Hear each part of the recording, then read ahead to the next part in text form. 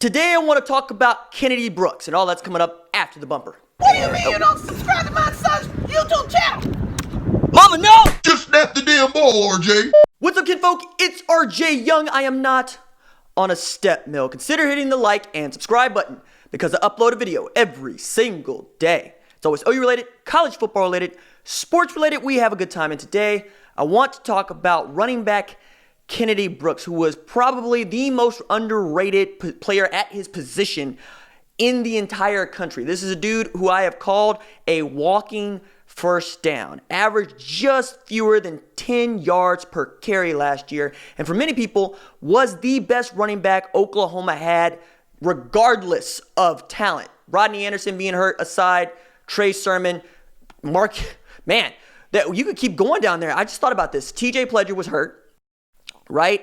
And all of a sudden you were down to running back that you could trust, and Kennedy Brooks ends up being that guy, and this is an all Big 12 running back. And the reason we're talking about him is because my buddy Brandon Drumm, he broke a story earlier this morning saying Kennedy Brooks has been MIA, that stands for missing in action for those of you that didn't grow up in the military, from summer training, summer workouts.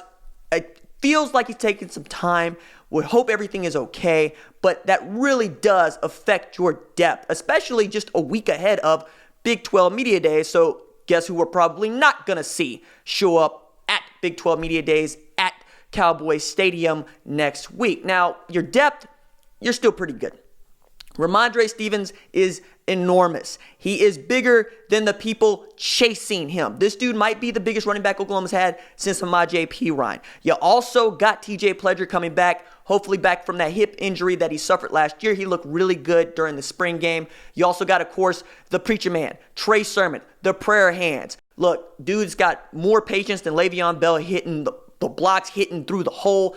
I understand that Marcus Major is the prototypical running back. Like, the reports are 4.4 speed, 215 pounds, looks the part, and is apparently going to have an opportunity to play the part this year. But it still is a blow to Oklahoma's running back depth chart, because this might be this is the second straight year in which Oklahoma will be, at least we think, maybe without its returning rusher in July. Now, you still got some time before September 1 when Oklahoma plays Houston, but this is not a good look for anybody. You would hope to be firing all cylinders, and this is also a year in which I expect the running game to be even more of a priority than it has been in years past because of Jalen Hurts.